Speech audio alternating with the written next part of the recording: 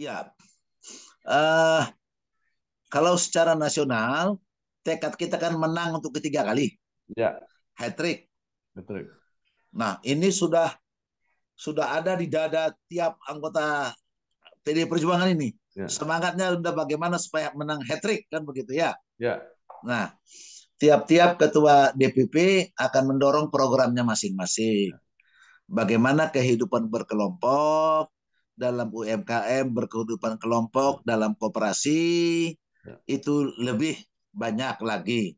Tetapi baik koperasi maupun UMKM, industri, kalau sekarang saya sebagai ketua bidang itu, Ya. lebih saya berbuat berbasiskan pangan, berbasiskan pangan, ya begitu.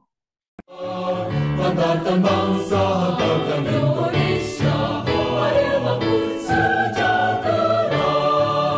Majulah maju pandu sejati, alma mater yang tercinta. Semoga semakin kukuh dewasa, tetap jaya dan abadi.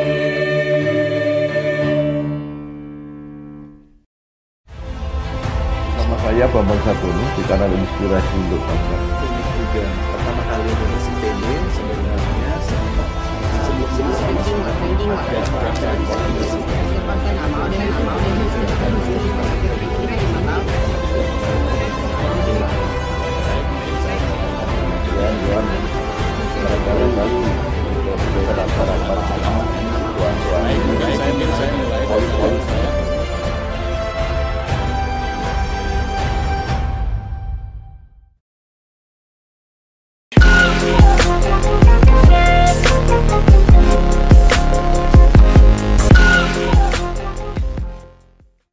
Assalamualaikum warahmatullahi wabarakatuh. Salam sejahtera untuk kita Waalaikumsalam. semua. Bersama saya Bambang Sadono di kanal Inspirasi untuk Bangsa. Mudah-mudahan kanal ini selalu bisa memberi inspirasi, motivasi, dan edukasi. Kami sedang mempersiapkan beberapa video wawancara untuk ikut memberi makna 64 tahun Institut Teknologi Bandung. Menurut rencana, wawancara ini akan kami bukukan, dan saat ini saya sudah bersama dengan salah seorang alumnus ITB, yaitu Bapak Insinyur Mindo Sianipar. Beliau saat ini adalah anggota Komisi 4 DPR RI. Apa kabar Pak Mindo? Baik, sehat-sehat. Sehat-sehat. Semangat terus. Pak Mindo Sianipar ini lahir di kota Tanjung Balai, 24 Oktober 1953. Nah, Bapak bisa mulai dengan cerita ketika kuliah S1 di Teknik Kimia ITB, lulus 1980, kemudian pernah menjadi konsultan, pernah menjadi asisten direksi PT Karya Nusantara, pernah menjadi manajer PT Sigma Utama, dan pernah bekerja di PT Kinerja Indokarbon. Saat ini menjadi anggota DPR RI sejak 1999. Silakan Pak Mindu. Ya, Pak Mas Bambang, Ya, selama saya studi di ITB itu, ya, saya juga sekaligus sebagai aktivis mahasiswa. ya. Ya, sebagai aktivis mahasiswa kan warawiri banyak ya. Ya. Nggak, biasanya pada tertinggal biasanya ya, Ya. pada aktivis mahasiswa. Nah, Ya. pada saat 1977, kami dan teman-teman itu membentuk namanya Lembaga Bantuan Teknologi Hmm. Institut Teknologi Bandung.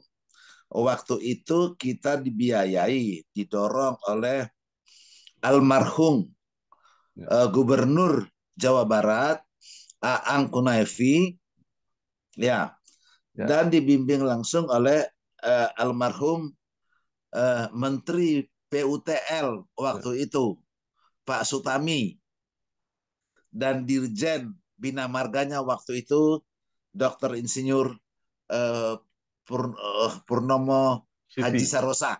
Oh iya, Purnomo Siti. Nah, Purnomo Sidi Haji Sarosa. Nah, saya banyak memanfaatkan waktu di sana. Saya konsentrasi waktu itu pada divisi pemanfaatan buah kelapa. Hmm. Jadi bagaimana memanfaatkan kelapa secara keseluruhan.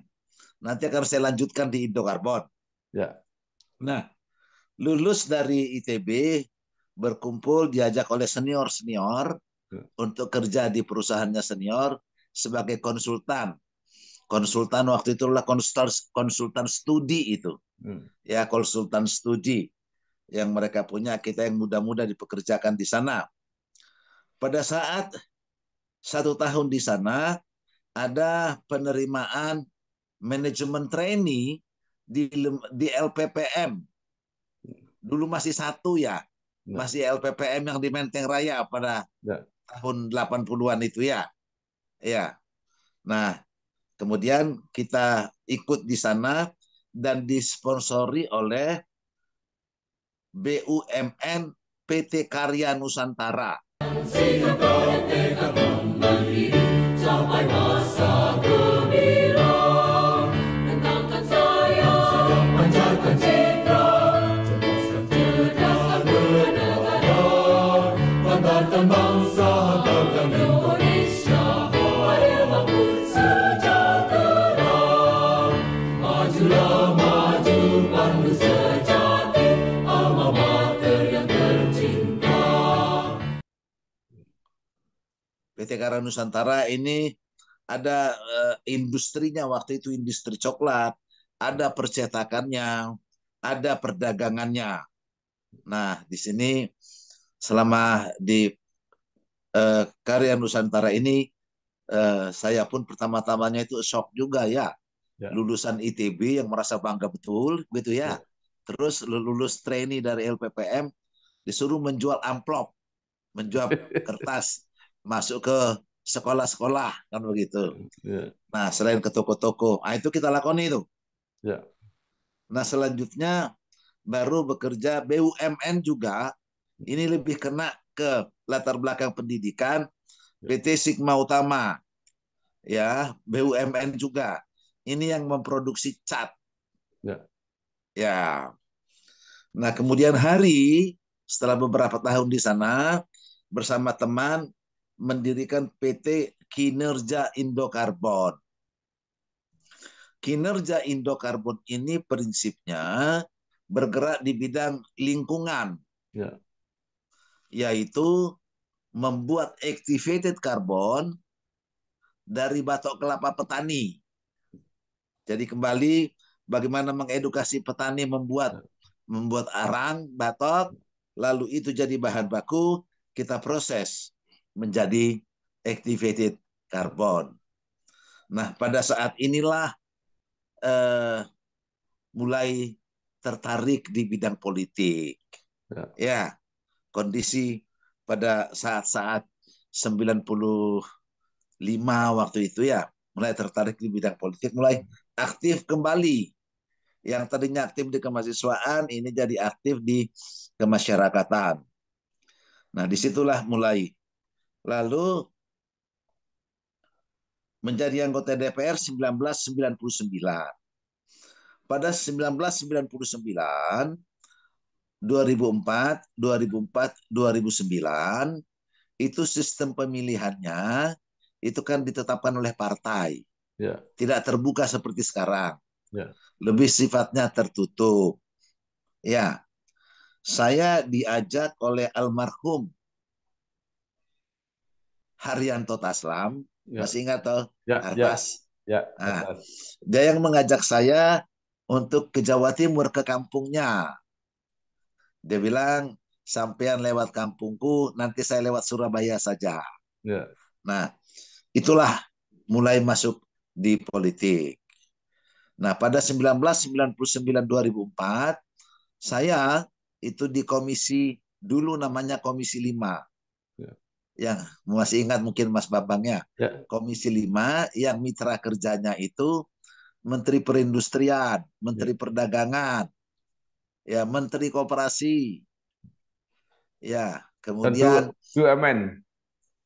Menteri BUMN, Ya. Ya. sama satu lagi itu Badan Pemasaran Modal itu loh, Ya. Ya. BKPM, Badan Pemasaran Modal. Ya. Jadi 99 sampai 2004 di situ, ya, 99 2004. 2004 baru masuk di pertanian. baru masuk di Komisi 4, ngurusin mitra kerjanya pertanian, kehutanan, dan eh, Kementerian Kelautan Perikanan. Banggakan bangsa, banggakan Indonesia, mari bangun sejahtera. Majulah maju pandu sejati, alma mater yang tercinta. Semoga semakin kukuh dewasa, tetap jaya dan abadi.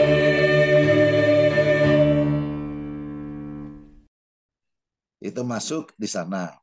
Nah, apakah ada kaitannya dengan Indokarbon dan sebagainya? Latar belakang pendidikan saya juga mendukung untuk saya di Komisi 4 ini. Ya, mendukung pemahaman pupuk kimia, pupuk sintetis, pemahaman mikroorganisme yang dipelajari waktu mahasiswa, bagaimana manfaatnya di tanah dan sebagainya. Itu bermanfaat, Mas. Ya. Bermanfaat. Bahkan saya bersama teman memproduksi mikroorganisme tertentu yang bisa bermanfaat untuk menyehatkan tanaman, untuk menyehatkan tanah. Satu hal yang saya nggak bisa lupa adalah pada tahun 2008 begitu ya. Nah, mendorong Kementerian Pertanian untuk menambahkan di pantai utara Jawa, menambahkan C organik tanah, karena waktu itu sudah rendah. Lalu lewat Kementerian Pertanian, mereka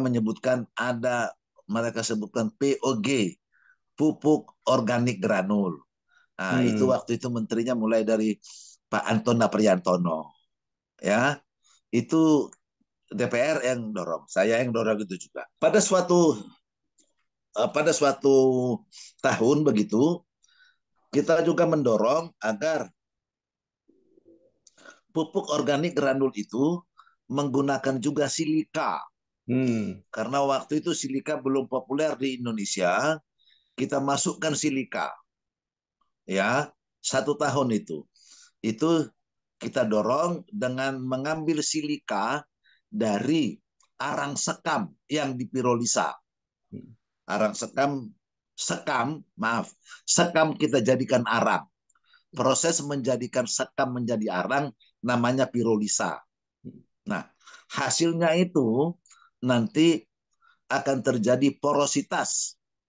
Ya, ada lubang-lubang dalam arang itu, dan juga akan ada silika yang siap digunakan oleh tanaman. Nah, membuat apa dari tanaman? Nanti tanaman padi itu daunnya akan lebih lebar, daunnya akan lebih tegak, lebih tebal. Ya, 3 itu ada. Dengan cara seperti lebih tebal, lebih tegak, dan lebih lebar, maka fotosintesanya akan lebih mantap. Akibatnya apa? Produktivitas akan naik. Ya, produktivitas lahan akan naik dari tanaman itu. Nah, ini pemahaman dari Indokarbon tadi ya, ke bawah juga ya terus ya. Jadi tidak begitu saja. Nah, itu saya kira sampai sekarang kalau PDI Perjuangan itu bukan memilih, Mas. Bukan memilih komisi. Penugasan. Iya, itu penugasan. Ya, saya ditugaskan. Ya, inilah. Mungkin PDI Perjuangan saja yang berani terus terang mengatakan kita ini memang petugas partai. Karena partai yang menempatkannya. Jadi tanpa partai kita nggak duduk di sini, Mas. Ya, sebelumnya saya mau tanya ini, Pak. Bapak kan dari teknik kimia, ya, jadi mengenai pupuk anorganik, pupuk kimia dan sebagainya. Tapi kan akhir-akhir ini pupuk kimia ini sangat sulit, Pak. Harganya mahal, barangnya langka, terutama yang subsidi. Itu apakah ada hubungannya karena bahan baku pupuk itu berupa gas itu makin lama makin berkurang, Pak, sehingga ya itu tentu iya. pupuk kita, tadinya pabrik pupuk kita punya 2. Di Aceh saja punya 2. Aceh ASEAN Fertilizer dan pupuk Iskandar Muda. Banggakan bangsa, banggakan Indonesia, mari bangun sejahtera. Majulah maju pandu sejati, alma mater yang tercinta. Semoga semakin kukuh dewasa, tetap jaya dan abadi.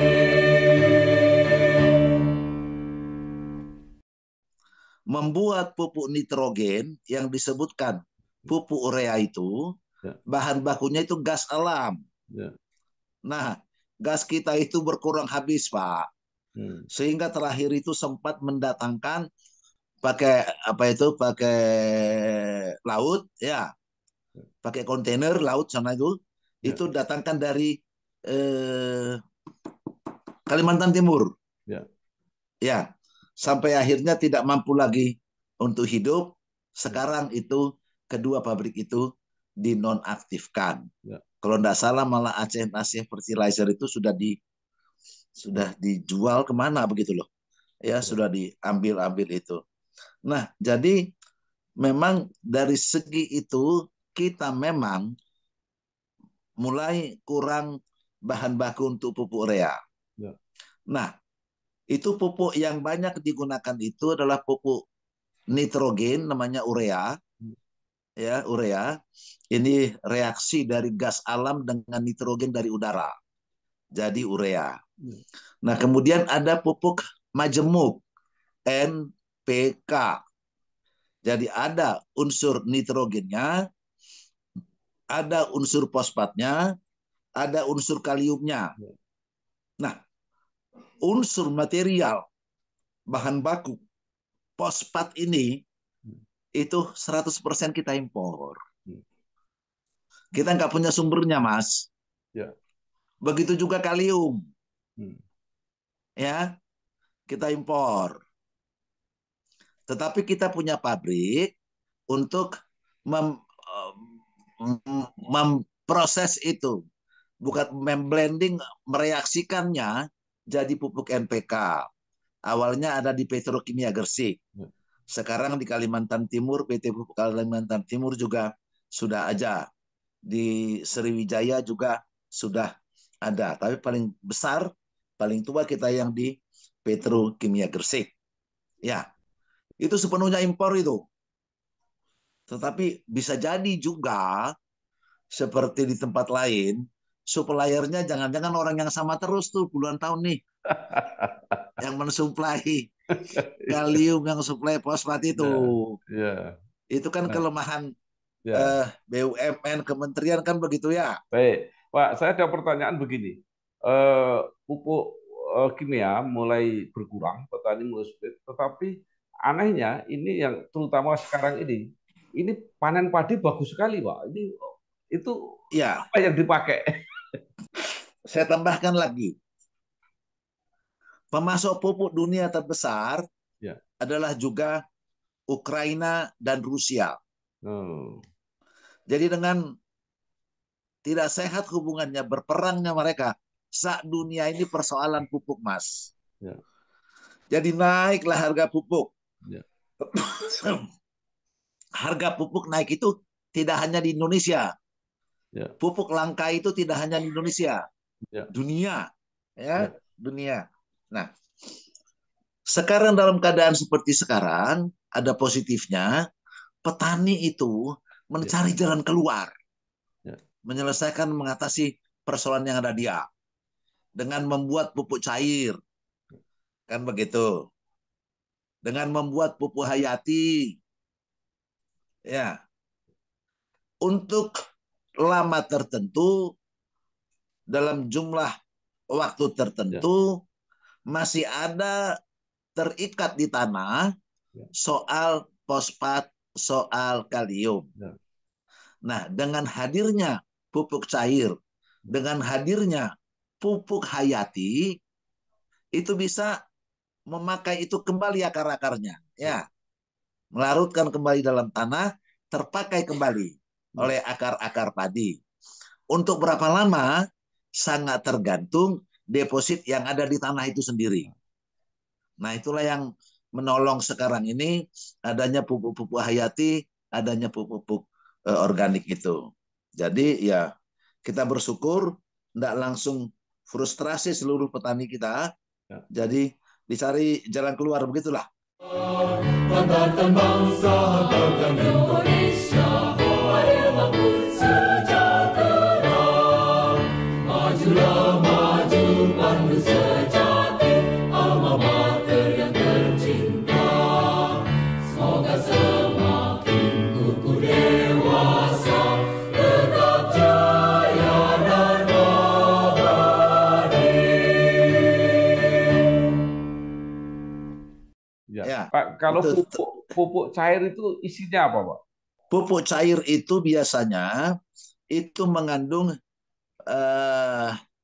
selain bahan-bahan organik, dia mengandung mikroorganisme.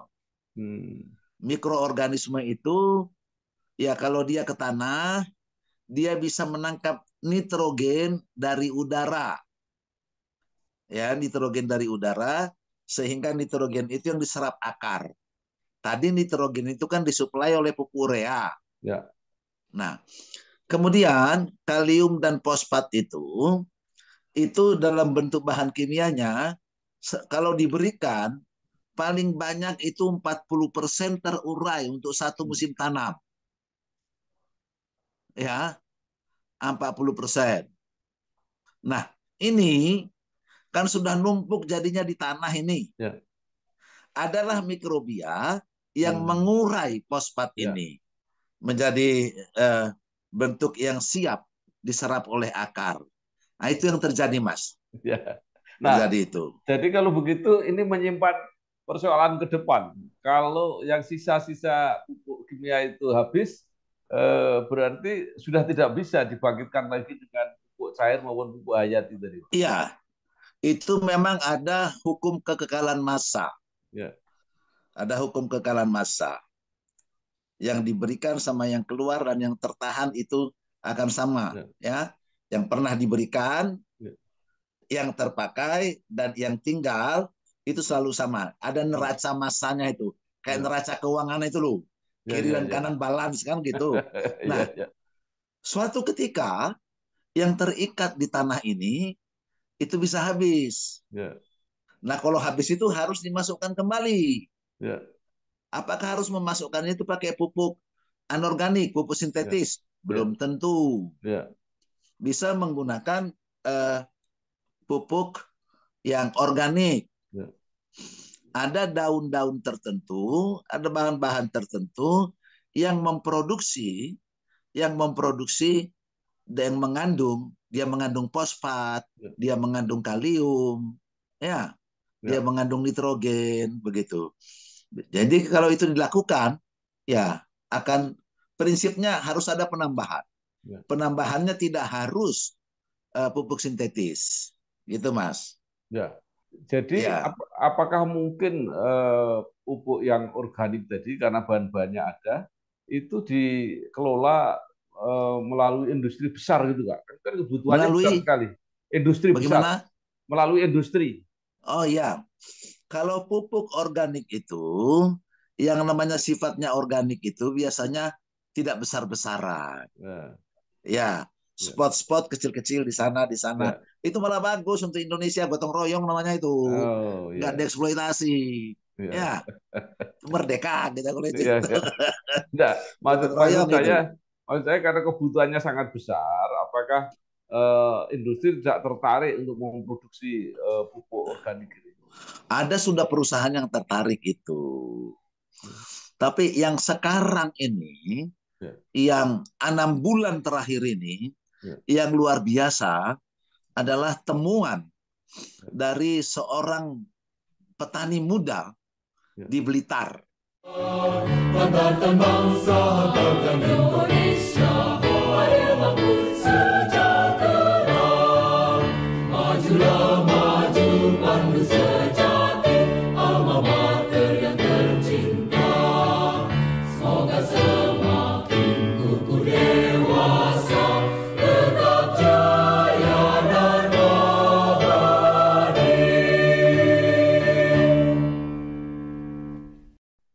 dengan memanfaatkan dedaunan yang diperas pada tekanan tertentu akan menghasilkan cairan namanya biosaka. Oh, ya. Nah, dengan biosaka ini banyak mengurangi pemakaian. Nah, suatu ketika soal biosaka ini Dirjen Tanaman Pangan tuh diserang lah, Ya. dibilang mistik lah, apalah, kok dengan mudah begitu kan begitu. Sampai akhirnya dia konsultasi ke ITB, Ya. Profesor Dr. Insinyur Robert Manurung. Ya. Profesor Dr. Insinyur Robert Manurung. Beliaulah yang meneliti sehingga cairan ini disebutkan elisitor biosaka. Ya. Elisitor biosaka. Ada signaling di sana. Ya. Jadi kalau dimasukkan ini ke tumbuhan, memberikan signal itu sedemikian rupa yang menggerakkan potensi sel jadi optimal. Ya. Yang menggerakkan potensi sel jadi optimal. Secara ilmiah saya belum menguasainya, harus saya katakan. Ya. Tetapi saya tertarik, saya coba di berbagai tempat di jaringan petani yang saya bina, dan itu berhasil. Dan itu berhasil. Saya pun sekarang tertarik untuk menyebarluaskan cara membuat itu. Karena itu menguntungkan petani. Jadi segala sesuatu yang menguntungkan petani harus kita coba dan kita sebarluaskan gitu, Mas. Ya, ya, ya. Nah, ini apa Pak? Formulanya tidak menjadi patennya si petani muda Blitar tadi, Pak? Nah, ini dia memakai bahasa Arab. Ya. Dia bilang lillahi ta'ala. Oh, Itu bahasa Arabnya kan gitu. luar Iya biasa. toh? Ya, ya, ya. Lillahi ta'ala katanya. Jadi Ya. diberikan kepada semua orang. Oh. Luar biasa ini kan. Ya. Ya. Profesor Dr. Robert itu juga yang elisitor itu Ya. jadi ngikut lah. Ya kan begitu ya. Ya, ya, ya, ya. Iya. Ya. Luar Jadi biasa itu. Coba ini, di Blitar yang sudah sangat maju ya. itu melon, semangka, Ya. praktis dia hanya menggunakan biosaka. Ya. Tidak ada pupuk sintetis lagi. Ya. Begitu, Mas. Jadi itu nanti dampaknya luar biasa Pak ke depan ya. Luar biasa. Sekarang sudah boleh dikatakan sudah menasional, tapi spot-spot ya. Ya. Nah, saya juga lewat partai menyebarluaskan itu lewat jaringan partai. Ya. Ya, lewat petani-petani kita sebarluaskan. Ya. Ada yang Ya. mengatakan bahwa biosaka itu bukan pupuk, tapi semacam perangsang gitu Pak. Ya, jadi dia bukan pupuk, ya. Biosaka itu bukan pupuk. Dia bukan enzim. Ya. Dia bukan hormon. Ya. Tetapi dia signaling. Elisitor. Nah, bagaimana mekanisme ilmiahnya? Embuh lah, mereka lah yang tahu itu. Iya, tapi yang pasti itu terbukti. Bagi kita itu terbukti nyata, sebarluaskan ke rakyat. Iya. Iya. Jadi apakah itu ke depan bisa apa Pak menjadi pesaing atau apa pabrik pupuk kimia ini? Karena itu milik rakyat, ya, dan cara satu ya biosaka itu kan jadi milik rakyat. Tiap desa membuat sendiri, meras-meras sendiri, kan begitu ya. Ditambah dengan pupuk cair organik yang bisa diajarkannya dan sudah banyak rakyat membuatnya, ya, maka memang pemakaian pupuk sintetis untuk tanaman pangan akan jauh berkurang. Akan jauh berkurang. Ya, kalau kita bicara sama pabrik pupuk, dia bantah ini. Kan begitu ya. Ya karena ilmunya kan ilmu pupuk itu saja. NPK. Ini kan di luar itu. Kalau bagi kita yang penting dia, oke lah saya bilang mereka waktu itu, oke, kasih kesempatan sampai 5 kali musim. Boleh nggak ditambahkan tanpa penambahan pupuk sintetik, masih oke nggak ini? Nah kalau masih oke, ini sangat menguntungkan masyarakat. Harus kita uji coba. Tidak boleh mengatakan ini tidak ilmiah dan sebagainya. Tidak ada urusan ilmiah dan tidak ilmiah. Pertama, bermanfaat dulu. Sambil diteliti secara ilmiah. Kan begitu. Banggakan bangsa banggakan Indonesia, mari bangun sejahtera.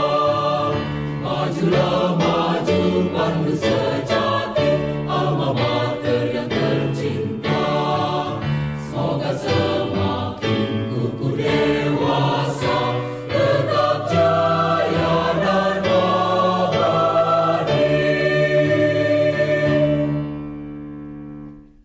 Ya, baik, luar biasa.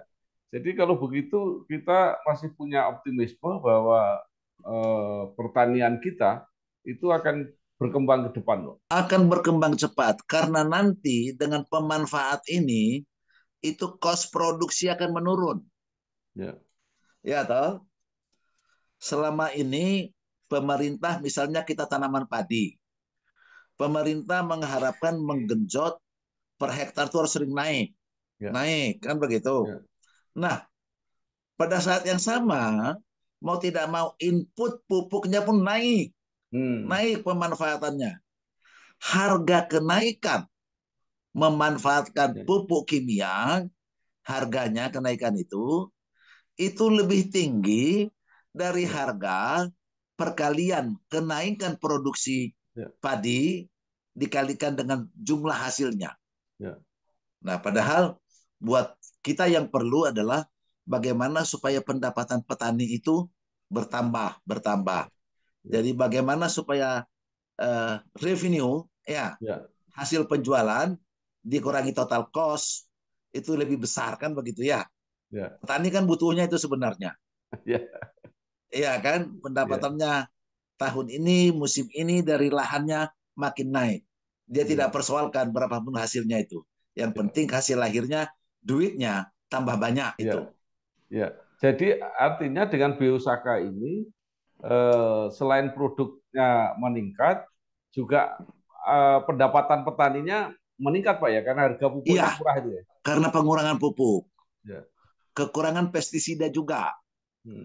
Karena kemampuan dia akan lebih sehat, tanamannya lebih sehat, pengalaman ini, ya, sehingga kemampuannya menahan serangan hama lebih tinggi. Sekali lagi, ini masih dalam penelitian. Tetapi sudah bisa kita kasihkan ke rakyat selama dia tidak rugi, ya, kita ajarkan terus. Sampai suatu ketika kita bisa mengerti secara ilmiah kayak apa. Begitu. Baik. Nah, sekarang pindah tadi Pak yang PDI tadi yang baru Bapak singgung sedikit. Ini ke depan seperti apa? Termasuk bagaimana? Mengenai PDIP, Pak. Kenapa? Ini secara nasional seperti apa? Kemudian Bapak sendiri programnya seperti apa? Iya. Kalau secara nasional, tekad kita kan menang untuk ketiga kali. Ya. Hat-trick. Hat-trick. Nah, ini sudah ada di dada tiap anggota PDI Perjuangan ini. Semangatnya udah bagaimana supaya menang hat-trick kan begitu ya. Nah, tiap-tiap ketua DPP akan mendorong programnya masing-masing. Bagaimana kehidupan berkelompok dalam UMKM, berkehidupan kelompok dalam koperasi itu lebih banyak lagi. Tetapi baik koperasi maupun UMKM, industri, kalau sekarang saya sebagai ketua bidang itu, lebih saya berbuat berbasiskan pangan, ya, begitu. Kemudian dampaknya terhadap ini, Pak, Pilpres sampai sekarang kan orang masih menebak-nebak ini kira-kira seperti apa ini PDIP? Ya, kalau saya sih nggak nebak. Karena keputusan Kongres itu diserahkan kepada ketua umum. Lah apa nebak-nebak, tunggu aja.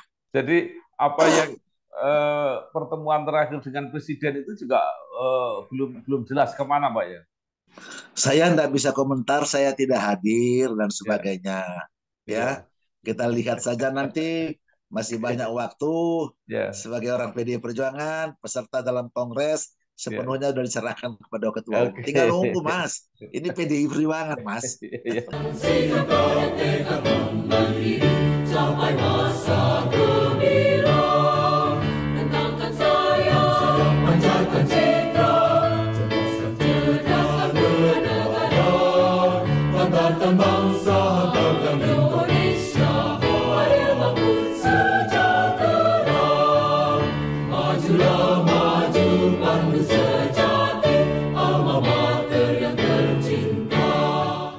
sekarang kembali ke ITB lagi, Pak.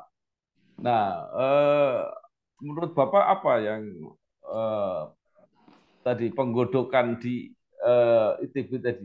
Kan banyak juga yang sambil kuliah itu ternyata berpolitik juga. Mahasiswa ini aktif gitu ya, bahkan akhirnya juga jadi apa ya, tokoh-tokoh yang setelah lulus itu menjadi tokoh-tokoh politik yang apa yang cukup berperanan gitu. Artinya waktu kuliah itu apakah eh, dibebaskan seperti itu atau seperti apa, Pak?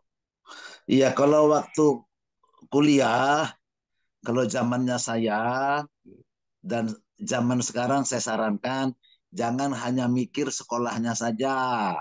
Jangan hanya mikir dirinya saja. Ikut berpikirlah buat yang lebih luas, buat masyarakat sekitar. Ya, jadi saya kira dengan seperti itu sejak mahasiswa cara berpikirnya akan lebih baik. Ya, tidak hanya mikir diri sendiri, tapi memikirkan masyarakat banyak. Saya kira seperti itu yang harus diarahkan mahasiswa-mahasiswa sekarang juga. Ya, jadi pada waktu Bapak itu memang ada yang apa ya, yang mementori gitu, menuntun atau mereka bergerak sendiri-sendiri gitu, Pak. Ya kita itu secara khusus mementornya nggak ada. Hmm. Kita saling ketemu sajalah. Ya, Ya toh, ikut di lembaga-lembaga yang dibuatkan mahasiswa, ya, kita studi di sana, ya, kita bergaul di sana, kita membicarakan hal-hal kenegaraan di sana, ya, begitu. Ya memang secara umum aktivis-aktivis itu akan lebih terlambat ya. selesainya dibandingkan yang tidak aktivis. Nah, Kan begitu. ya. Ya secara Nah, umum ya harus siap menerima itu. ya. Ya, Kemudian kan ada sistem apa yang berubah pendidikan di dunia pendidikan tinggi dengan adanya sistem kredit, sarjana bisa selesai 4 tahun, mereka cepat selesai.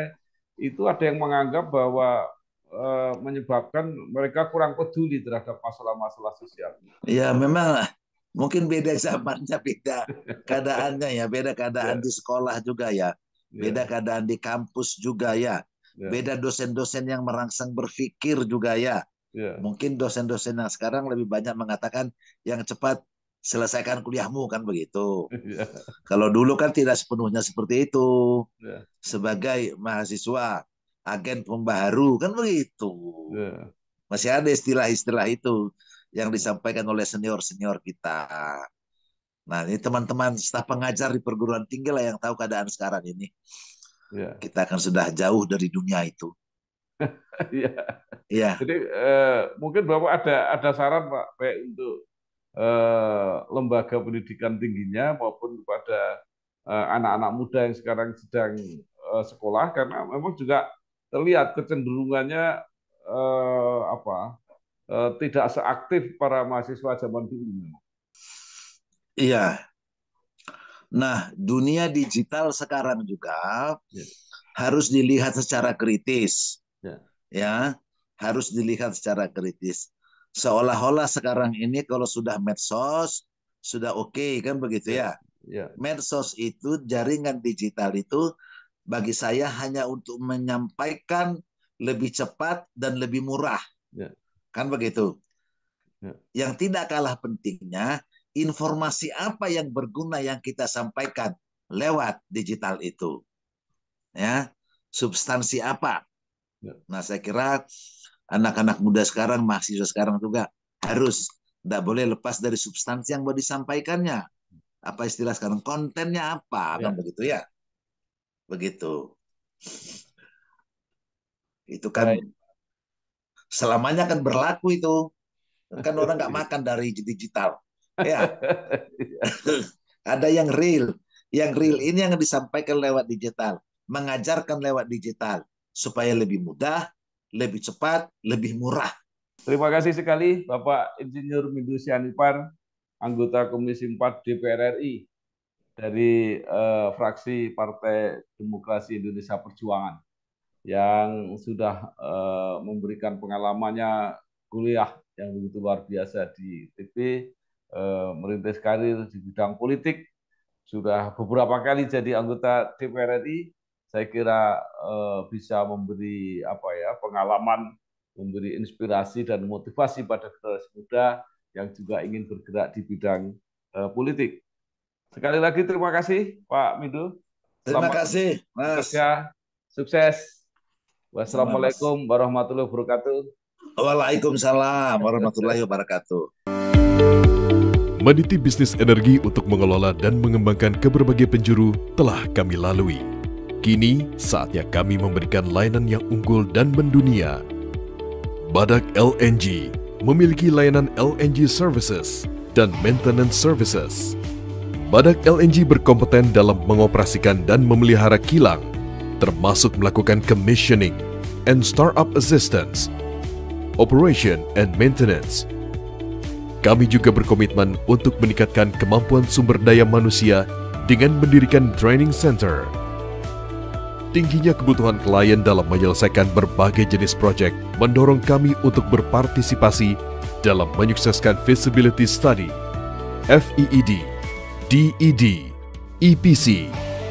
Badak LNG siap maju bersama Anda karena Badak LNG, Center of Excellence. Sama saya Bambang Sabono di kanal Inspirasi untuk Bangsa. Ini juga pertama kali Indonesia TB sebenarnya sebelum